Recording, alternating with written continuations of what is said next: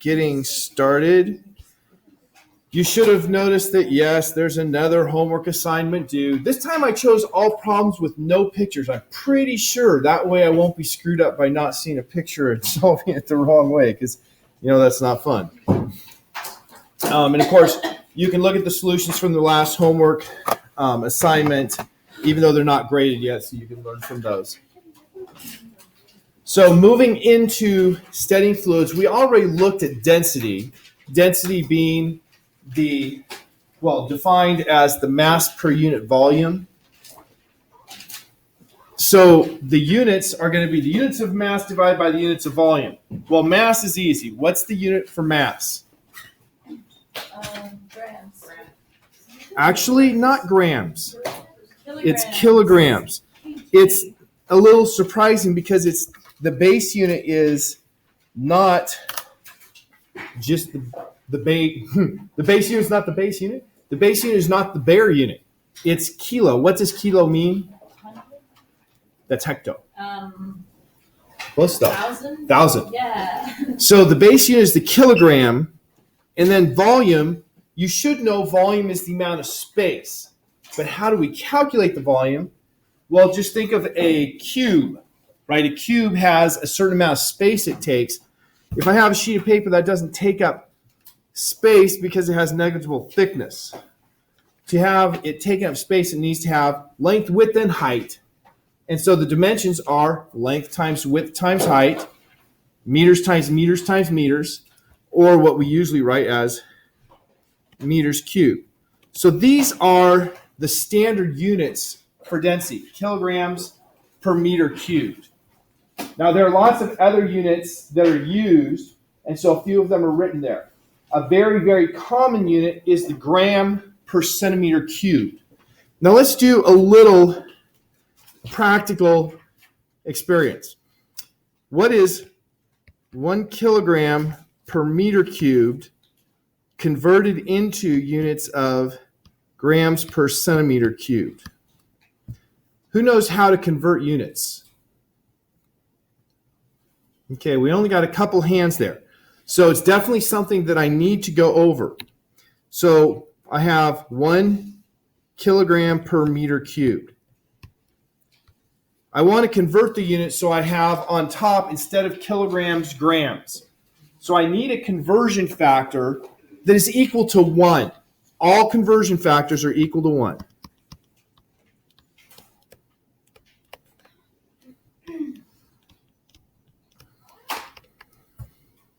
And so relating kilograms and grams, we just said that kilo means 1,000, right? So my conversion factor is going to be 1 kilogram equals 1,000 grams. Whoops, I almost wrote 100 there. 1,000 grams. I need to convert this so it's going to have a value of 1. The only way to get a value of 1 here would be to divide both sides by either the left side or the right side. And it needs to cancel my kilograms. So that means I want kilograms on the bottom. So I'm going to take this and divide both sides by 1 kilogram. And 1 kilogram divided by 1 kilogram, by definition, that's 1. So I have the first rule that it equals 1. Now I put it in here. 1,000 grams divided by 1 kilogram. And now you can see that the kilograms here and the kilograms here cancel. Right? Kilogram divided by kilogram is going to have to be 1. And so that's going to give me 1,000 grams per meter cubed. But I didn't want it in meters cubed. What did I want it in? Centimeters cubed. So looking at conversion factors again, what is the relationship between meters and centimeters? Okay, 100 centimeters is equal to 1 meter. Centi means 1/100th. That's why we have 100 cents in a dollar, right? Because centi is 1/100th. So 100 100ths is by definition 1. So we have that. Which way am I going to have to divide to make it so my meters on bottom will cancel out? I need meters on top. That's right. So I'm going to divide both sides by 100 centimeters. That's equal to 1 because 100 centimeters divided by 100 centimeters is 1.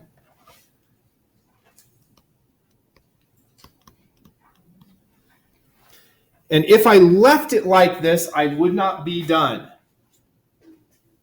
Because how many meters am I canceling right now? Just 1. But how many meters were in the denominator? 3. So I need to do this 3 times. So I'm going to just put cubed. Cubed means times itself times itself. There's 3 of them there now.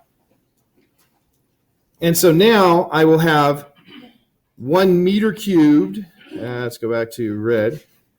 1 meter cubed will cancel with the meters cubed. But I have on bottom 100 cubed times centimeters cubed. Anybody know what 100 cubed is? 100 times 100 times 100. That is very correct. How many zeros were in what she said? 6. So it's 1,000,000. 1 followed by 6 zeros. So I'm going to have 1,000 divided by 1,000,000. What's 1,000 divided by 1,000,000?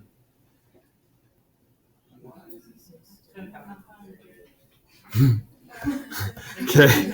I will have to stipulate you guys probably didn't join this class because you loved math. It's 1,000. We had 10,000, we had 100, but I didn't hear 1,000. That's okay. And so what I'm going to be left with is 1 gram per 1,000 centimeters cubed. Now, we usually don't write it as 1 divided by 1,000. We put it in scientific notation. Scientific notation is an easy way to write big or small numbers either way. So 1 divided by 1,000 is the same as 0.001. But we don't like to write 0.001 either. What we do is we say, if I move the decimal point 1, 2, 3 times to the right, then it's 1. And so I'm going to call this 1 times 10 raised to a power.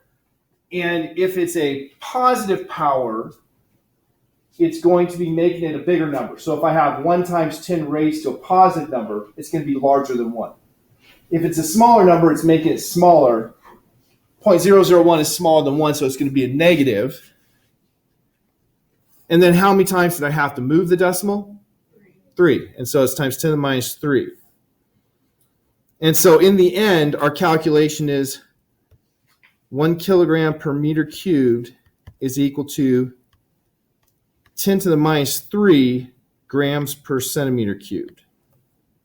Or 1 gram per centimeter cubed is equal to 10 to the 3rd kilograms per meter cubed. So there is our conversion factor between those. So sometimes we see densities in kilograms per meter cubed.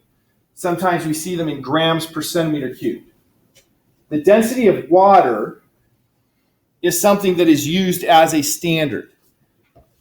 Why? Well, the density of water is 1 gram per centimeter cubed. Now, there's some technicalities here. That's the density of water at 4 degrees Celsius. And it's got to be pure water, deionized, and so on. No air in it. But that's the density of water. If it's 1 gram per centimeter cubed, how many kilograms per meter cubed is the density of water?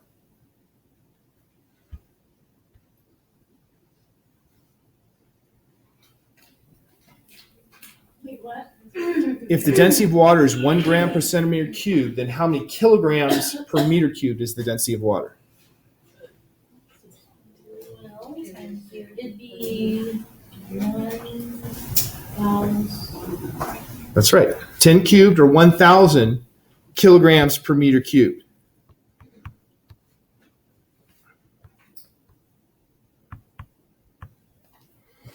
So that's the density of water. We're very comfortable with water. We're used to water. I don't need to try to do anything to illustrate it. Mercury has a density of 13.6 grams per centimeter cubed. Easy question. Is that more or less than 1? More, right? Right. It's a pretty silly question to ask. So the density of mercury is greater than the density of water by a lot. So if I had, let's take, remember, you're not supposed to have water bottles. But no, I want to use yours as an example. Let's take this water bottle. Okay, it's filled half with water. If I took all of that water out and put mercury up to the same level, how would it be different in terms of weight? Heavier. How much heavier? 13.6 times, because it has 13.6 times more mass, and the weight is the mass times gravity. What about other things? What other materials do you know that are dense? Gold. Have we talked about this? We must have. Gold is the densest. Gold is not the most dense, but it's very dense. Things that are more dense than gold, I believe uranium is more dense than gold. Osmium and iridium are the most dense. So when we talk about density, density helps us to differentiate materials. When I was in graduate school, I was working with sapphire. And one of the tests I did to make sure my samples were sapphire, because most people don't know, the sapphire is a glass. It's crystal, but it's perfectly transparent. You can't tell the difference by looking between sapphire or quartz or a few other glasses. So we had to do testing to make sure that this was a piece of sapphire, not a piece of quartz that had been put in the wrong drawer. And so one of the things we did was to measure its density. Now I said that, Casey said what? What are you thinking, Casey? Because I'm pretty sure I just want to get it out. Honestly, I'm tired. I'm sorry. Well, I was just confused. Most people don't know that sapphire is clear. Most think that sapphire has a color. Wait, really? Yeah. Most people think sapphire is like blue. I didn't know it was clear. Yeah. Sapphire is clear. If you put impurities in it, you'll get different colors. So if you put, for instance, chromium in sapphire, it'll turn it a rosy color. And when you talk about gemstones, they give it a different name if it's sapphire with chromium in it. They call it a ruby. And I think it's iron that makes it blue. I'm not sure what the impurity is. But if you have a blue sapphire, that means it's impure. If it was pure, it would be clear. Just so you know.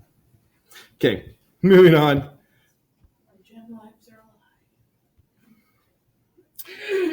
Pressure.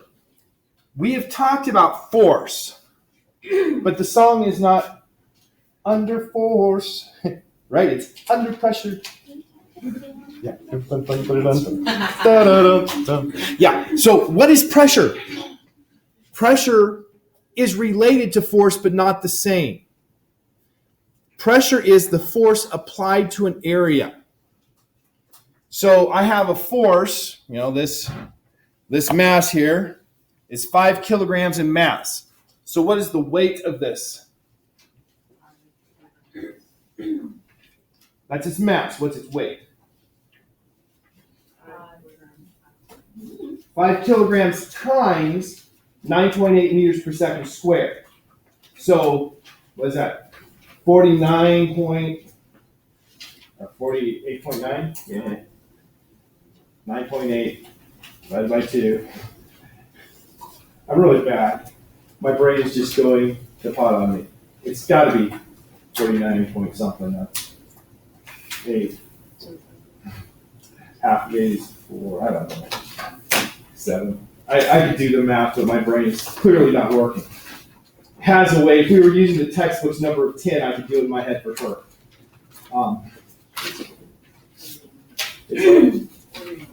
Yeah, it's just 49 even. Yeah, there we go. So this has a weight of 49 newtons.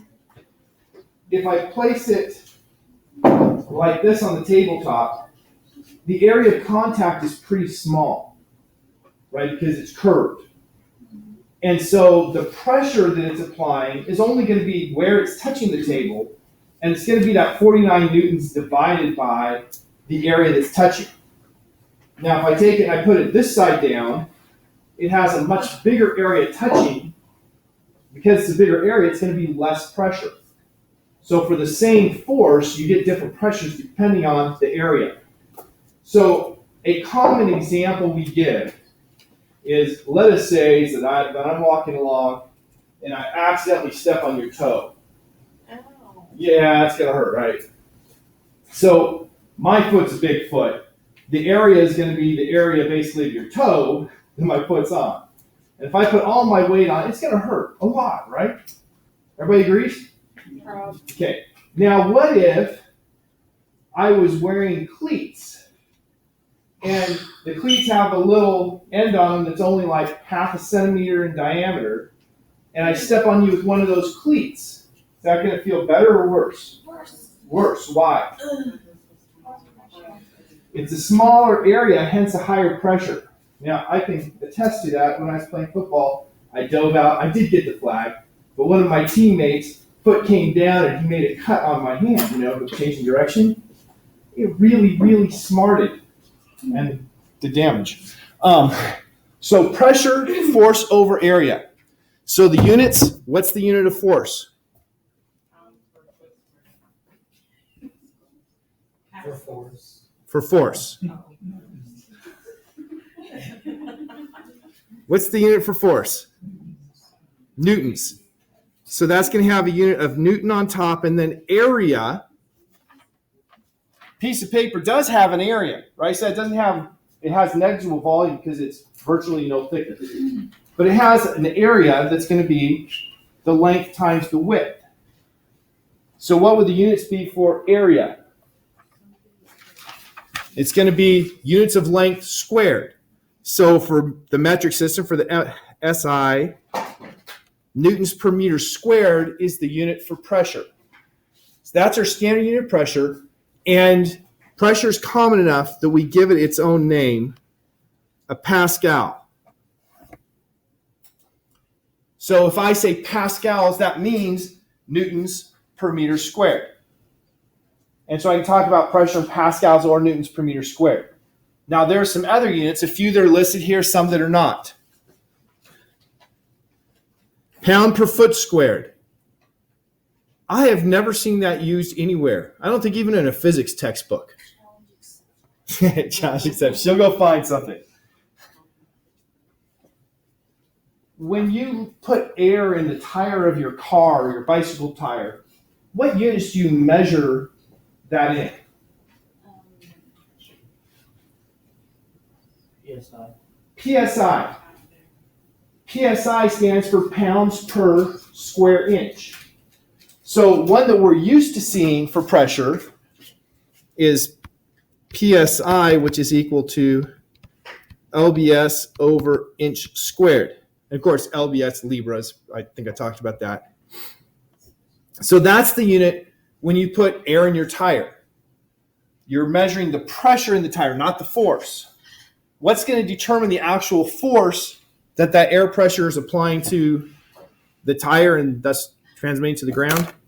Size of the tire. Okay, you have the pressure and then multiplied by the area that's in contact with the ground. So the actual force, if I have a tire here and I have 36 PSI and I have a length of, what would you say, 6 inches? Well, no, it's actually more than that. It's probably more like 9 inches of contact with the ground, and the width of the tire might be 7-ish inches, let's say. So this direction, 7 inches. Then the force of the air pressure pushing on the piece of rubber that's touching the ground is going to be, force is equal to, just take this equation, solve it for force, it's pressure times area.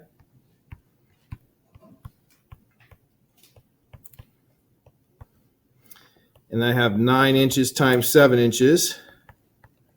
So 36 times 9 times 7, real quick. 36, I hit divide. And that would be 2,268 pounds. Now, that's not a realistic calculation. Why is that? It's kind of heavy. That's kind of heavy if you have a car with 4 tires on it, and each one is that. That would be much more than any automobile, standard automobile weighs. You have to pay the tower a lot of money. Was it? You have to pay someone to tow your car a lot of money. So yes, I overestimated the size that's in contact. If it's a one-ton pickup. Yeah, but this would be 1 ton per tire. Yeah, a one-ton pickup weighs like 9,600 pounds. Does it really? Yeah. I didn't realize they were that A heavy. half-ton weighs 6,500. Okay, so for the pickup, I guess it would make sense. I remember I talked about I used to have the Nissan Sentra that I could pick the back end off the ground. There was nothing like this kind of weight on those tires. Okay, so units of pressure and what they're useful for. Before I go further, before I discuss this, I want to talk about what it means for something to be a fluid. So, starting in the back, Brittany, name a fluid. Apple juice. And why is apple juice a fluid? Because it's liquid. Okay, Tiffany. Gatorade, because it's liquid. Can anybody think of a fluid that's not liquid? What? Melted gold. Melted gold. Well, see, that's liquid though. Oh. Fluid means that it flows. So liquids flow. We're all good with that. So does that mean metal would be? Metal flows at a very, very, very slow rate, so we don't consider it to flow. Okay, because it's a conductor. It is a conductor. What about magnet fields? Magnetic fields are not, Don't they flow? they don't have mass, they're not made out of matter, and so they're not in the conversation. So what about like yogurt? What? Is that yogurt? Yogurt. Okay, yogurt. Yogurt, I believe, is what we call a colloidal suspension. Like milk is a colloidal suspension, where you have little globules of fat that are suspended in water. I feel like I don't know. And so sometimes we talk about that as a unique state because, it's a mixture of essentially liquids and it flows. So yes, a colloidal suspension is a liquid. There's one really obvious one that's surrounding us right now. Air. Air flows. But air doesn't have matter either, does Yes, it does. Yes, it does. I bring that matter in. It attaches to the hemoglobin, goes through my Okay. body. You're right. Never mind. Now, air is 79% nitrogen, and that's not helping me. But it's 21% oxygen, which is very useful to me. And air flows. So when we talk about fluids, we're not just talking about liquid. We're also talking about colloidal suspensions. We're talking about gases. But we're not talking about solids. Even though solids technically would flow over a very long period of time. Now, just to get some misinformation out of the way, glass. Does glass flow? No. Yes. Okay, we got 2 strong answers. No and yes. Why was wrong with yours? Maybe we've got a wishy-washy one. Yes, Brittany. I don't know. What does it really mean to flow? To flow means that it moves. Right, so you have the mass sitting here. And it's not sliding on something, it's moving, changing shape. Something. No. Yeah. Okay, so Brittany says yes. The fact is, glass is what we call an amorphous solid. It's a solid that doesn't have a repeatable crystalline structure. And it does, over time, flow very, very slowly. And so most people would accept either the yes or no answer because it just flows really, really slowly. But some people say, so glass is a liquid. And then they'll come up with incorrect statements like, and if you want proof, go find an old house and look at the windows. And you'll see the windows show signs of it flowing. Now, how many people have looked at old glass? Like old windows in the 1800s. And what did the glass look like? It was kind of wavy. Kind of wavy. And so that's the evidence they're pointing to.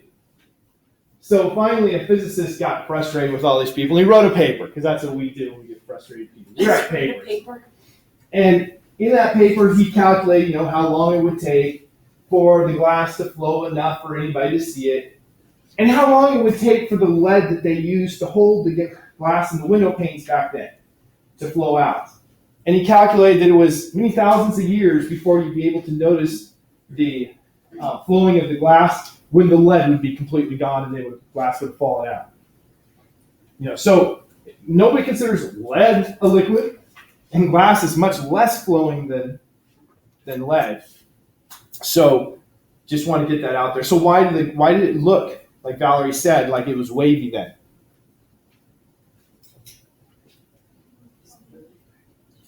The answer is they didn't have the technology to make really flat sheets of glass back then. And so that's the way it came, because that was as flat as they were getting it. And if you want to see how they make glass today to make it so flat, you can watch How It's Made or whatever. They have really great episodes showing you all kinds of cool things. Okay, so pressure, air is a fluid, water is a fluid. We have pressure with these things. And what causes the pressure? What causes the air pressure that's acting on me right now?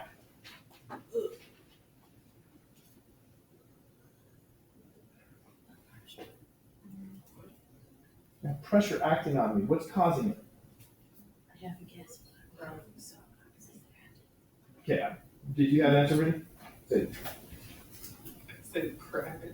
Gravity. Gravity is a perfect answer. Casey is relieved that you got it right. The weight of the air above me is what's causing the force pressing down on me. That force acting on the area is the pressure. And so if I go higher in elevation, like let's say I go up to Denver, Colorado, or I go to Pikes Peak, I'm going higher and higher elevation. So what's that doing to the weight of the air above me? There's less air above me, and the acceleration of gravity is less when you go higher because you're farther away from the center of the earth. So there's less air pressure because there's less weight of the air above me. Now let's go the other way. Let's say that I decide to go swimming, and I swim down to the bottom of the 12-foot pool. What's happened to the pressure on me as I swim to the bottom of the pool? Higher. It's gone up. Why? That's why your ears pop, because the water is. You have the weight of the water added to the weight of the air. Which is more dense, air or water? Oh, it's definitely air. That was sarcasm. I'm good with that. Water. And so, since water is more dense, the weight of the water is increasing much more with depth than the weight of the air was. Hence, the pressure increases much more. And so, when you go down in water, if you go down about 10 meters, you go up 1 atmosphere. An atmosphere is another unit we use for pressure with the definition that 1 atmosphere is equal to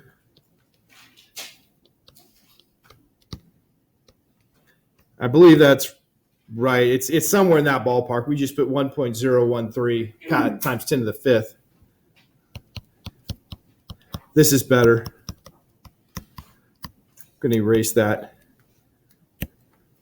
So that's 1 atmosphere.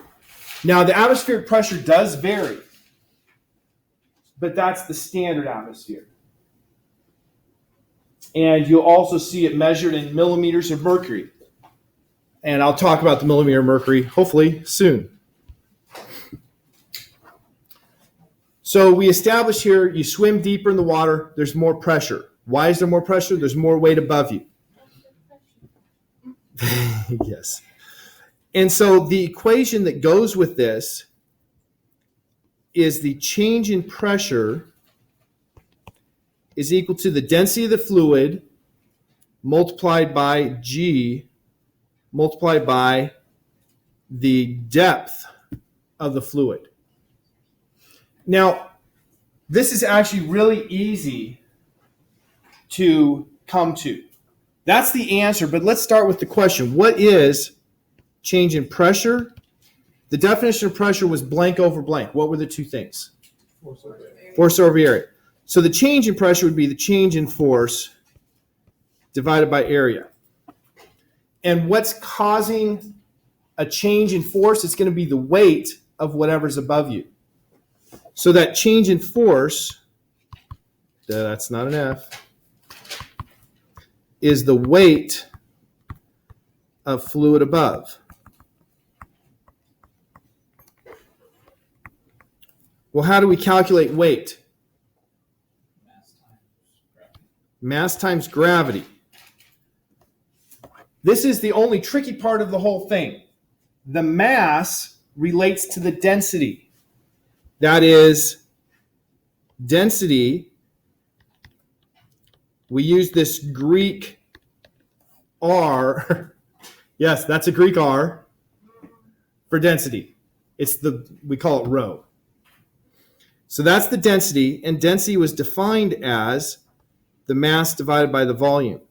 So if I want the mass, then the mass must equal the density multiplied by the volume. Now, if I have something like, I don't know, let's just take this. The volume would be the area. Let's say I want to find the volume between my fingers. It would be the area multiplied by the height. And so, using volume is equal to area multiplied by height, then that gives me mass is equal to density times area times height. Put that in here. The difference in force from the top of my water to lower in the water is equal to density times area times height times G. And then I just divide both sides by area to get pressure. And notice area divided by area. And it brings me to pressure differences. Now what's different here is H versus D. The depth versus the height. Depends on which direction you measure. So the pressure increases with depth because due to the density. In air, the density of air is about 1.3 kilograms per meter cubed. Remember, density of water is 10 to the third, or 1,000 kilograms per meter cubed. So water is about 800 times more dense than air, which means the distance, you move up 1 meter in the air, the pressure drops by 1/800th of what it would be if you went down 1 meter into water. Question. G is the acceleration of gravity. Well, gravity is a force. So this is an acceleration. So you have to be clear that it's the acceleration of gravity. If you just say gravity, it's talking about force.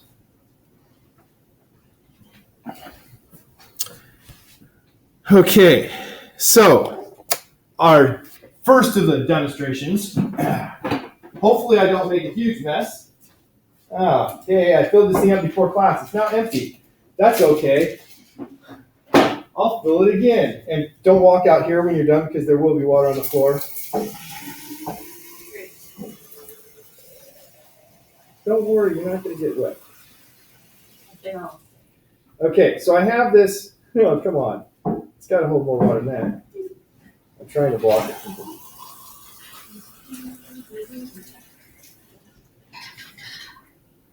Okay, so I have, oh yeah, perfect. The whole, that's not how it's supposed to work. The whole cork came out. I got questions. I'm sorry. Okay, let's not try to reset that one because I just got to get new equipment for that. It's supposed to illustrate this here. You have different depths of water for the different holes. One would have had just an inch or so of water above it, and the other would have had more than a foot of water above it. So where do I have more pressure, higher or lower? Lower. And because it has more pressure, pressure is force per area. So there's a force that's pushing water out of the holes. The holes were supposed to be the same size if the whole cork didn't blow out.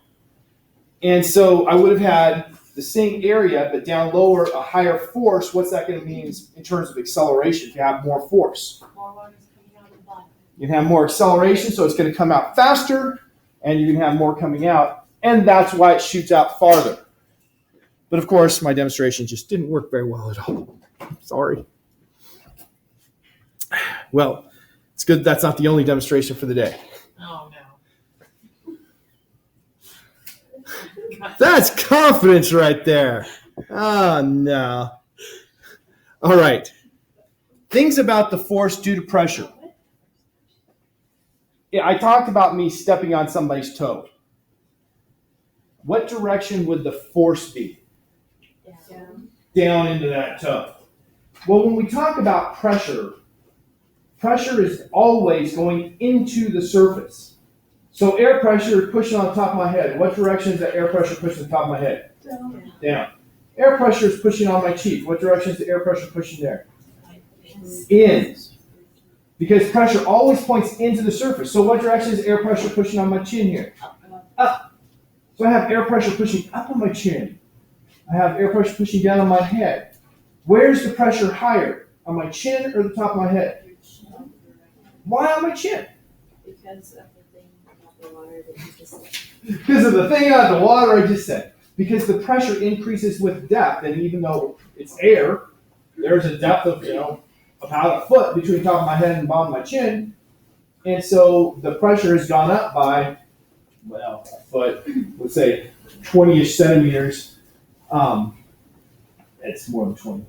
Multiplied by the density of air multiplied by G. We have two questions. Let me go with Casey first and then Tiffany. Does this mean that midgets have more pressure on them? I'm sorry, actual question. Actual question. If you are a young child who is not very tall, okay, there's more pressure down there by a very, very small amount. So yes. Tiffany. Isn't pressure related to area as well? The force and pressure and area are all tied together because pressure is force divided by area. So what's the area of your head? The area of my chin is clearly smaller than the area of the top of my head. That's right. And so if we talk about the total force, not just the force acting on 1 square inch, then you're right. It still is more total force pushing down here than here. And I'm going to continue on with this idea. Does that mean that there's more pressure on Hannah than there is on Brandon?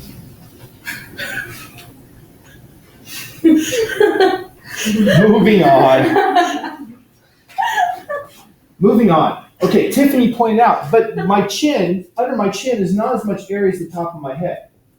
Well, my body, of course, has stuff here, there, everywhere. And in the end, the bottoms of my feet, when I walk on the ground, the bottoms of my feet have air underneath them. And that air underneath is pushing my feet up. Yes.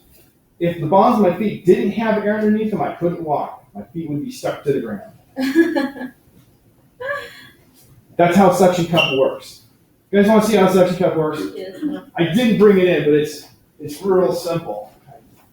Just put it away like last week, so I should be able to find it.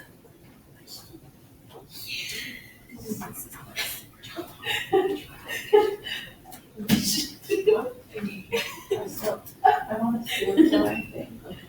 I've never tried other than today. So it is fun. Okay, impromptu demonstration. This here is my suction cup. It is simply a piece of rubber in a square. This here is the thing I'm going to use it on. It's simply a piece of, metal. Now pay attention. I put this on there. It's easy to get on there, right? I lift it up. Fix it up.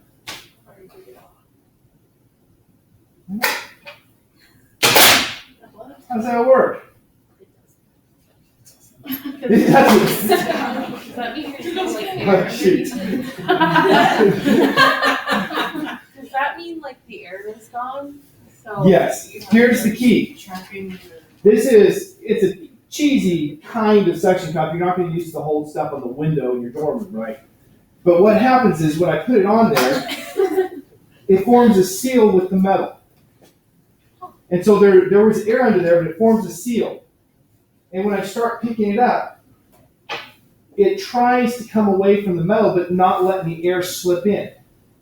Well, as it tries to come away, you take that air and you increase the volume. When you increase the volume, it lowers the pressure. So the pressure underneath this becomes lower than the air pressure on the outside, the air pressure underneath. Air pressure underneath is pushing up. Air pressure is about 15 pounds per square inch. And so if I take the area of the suction cup, underneath I have that area has 15 pounds per square inch, multiply it by the area, and that gives you a force pushing up. Now I have that out here as well, but I have the same 50 pounds per square inch pushing down. I don't really notice the difference. But here, it might be 10 pounds per square inch underneath this because it expanded. And so that means 10 pounds per square inch times the area down, 15 pounds per square inch times the area pushing up. Air pressure is holding it up. Now you might say, but, my arm's doing the work. Well, yes, because air pressure is pushing up. And if I look at the suction cup, I have 15 pounds per square inch pushing down at the top, 10 pounds per square inch pushing up at the bottom of the suction cup. That's what I'm working against. So that's how suction cup works. I can take it off going sideways because I just bring it over and break the air seal. So then, you know how people in the movies climb up the sides of buildings with suction cups? Is that actually possible? Yeah. Because what they should have is something that allows them to seal and break the seal. That is, you push it on and it seals, and then you have a button you press that will allow air to vent. And so you push it on, and air vents out when you push it on, and then you pull, and it doesn't allow air in. You press the button and allow air in, and you take your hand off. But yes, if something goes wrong, then you die. But that's always the case, right? For reasons God only knows, I watched a guy in one of those little air suits fly through this little thing that's like this wide. Why do you do that? Remember what I say happened to these people. They die because they do stupid things like that. You can fit through there, but one little mistake and your head's gone, Well, you can also drink a glass of water on and die. That's true, but much less likely. All right. So, is that cool or not? cool. It's cool, right? Because physics really is cool. We're understanding how things around us work. And it generally is pretty shocking just how strong that force is, as Brandon's discovering. How else does this play into things? Boats float. They say whatever floats your boat. Well, what floats your boat? Literally. Water. Okay. Well, actually, that would seem to It's also what floats your boat. How does water float your boat? You have Up on the boat. Because it's less. You have water pressure pushing up, and if your boat, so water goes like this, and then you have your boat goes like this, you're going to have water pressure making a force that's going directly into the surface of the boat everywhere. Now, if you look at this, there's pressures at angles, right? What are the left and right components going to do? I have one like this and one like this. They're going to cancel each other out because they're the same amount but going opposite directions. But the vertical isn't going to cancel, and you have a net upward force because of the increased pressure of the water as you go down. And so that's how you can float a boat. You have that pressure pushing up, and the deeper it goes, of course, the bigger the force, the bigger the pressure, and hence the bigger the force you're going to get. Yes? So what happens when a boat sinks? When a boat sinks, usually what happens when a boat sinks is something like this. we've got a hole. And then it's Water flows inside. And if water flows inside, then you have the pressure here gets bigger and bigger as the water gets deeper and deeper, or the weight of the boat gets bigger and bigger. Either way explains the same thing, so that you don't have more upward force and it sinks. Canoes. Can I sink? Canoes. Oh, canoes. Raquel. So I saw this video on Facebook of this boat and it sank. Mhm. And when it sank, there was like a little air pocket in one of the rooms. And this guy survived in there for 3 days until someone found him, like a scuba diver, when they're looking for the dead bodies. So how did the pressure not kill him because of the bottom? Okay. Now, this is a rather complicated question. First of all, it's really surprising. That had to be a large pocket of air for him to survive 3 days because you use up the oxygen and then you're done even if there's air. When you go down, of course, the pressure of the water, I mean, he's open to water, right? It's just that it's sealed, so air's not escaping. So the pressure is going to go up as it sinks. So his pressure goes up. We can withstand really high pressures. What we can't withstand is very rapid depressurization if we've been breathing in the high pressure. So you might have seen, once again, I consider these people not wise, the people who try to set records for a free dive depth. Oh. And they basically attach themselves to a anchor. And they jump off and they go really low, holding their breath. And then they get down low enough and they let go and they swim up. Oh, no. They can do that because they didn't actually breathe in any air down there. But if they were breathing air down there, you have a problem with bubble size. And that causes a problem. So the bodies can take that compression. If you've been breathing down there, which he clearly was, bringing him out, they have to do it slowly so the bubble size can if you come up, the bubbles will increase because of the decrease in pressure and burst cells unless you're constantly replacing them with smaller bubbles as you come up. So that's really the issue. You can watch a really cool documentary on how they made the Golden Gate Bridge. And to make the Golden Gate Bridge, they made these bells, and they just sunk the bells to the bottom, and the bells were airtight, and then people just worked on dry land inside the bells because it had the same pressure as the water and kept the water from flowing in because the air couldn't go out, which is really cool. Question, any question? Okay, so there are these divers that attach these things to their feet and they swim really deep. It's like seeing how deep you can get, and they release buoys and stuff. But like when they're diving, they start by going a certain distance and then they come back up and then they do it again and then they do it again. Why do they do that? I don't know because I don't know what you speak. Okay, I'll have to look it up on here. Yes. Why is the pressure stronger on an object the farther it's down in water?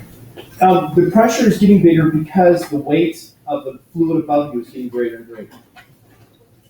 And so even like if you're inside the bell, the pressure of the water comes and pushes in and pushes up inside the bell. So we're talking about pressure in all directions. Yes. Okay. Okay, I've got to do my even though we don't have the stuff that ties to it, I've got to do my last demo because it's just so fun. So this is my hair dryer. I have modified it by disconnecting the heating element so it won't get hot. I do not beautify myself in any way, much to my wife's chagrin.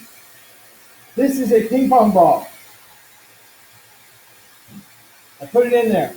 Why is it floating? Because air There we go. pressure is pushing it upward. Okay. It's heavier. I have air pushing up. I won't say pressure per se because that'll get us a little confused. It is correct, but air is pushing up on it because air molecules are coming up and hitting it. But now, I'm going to tilt it.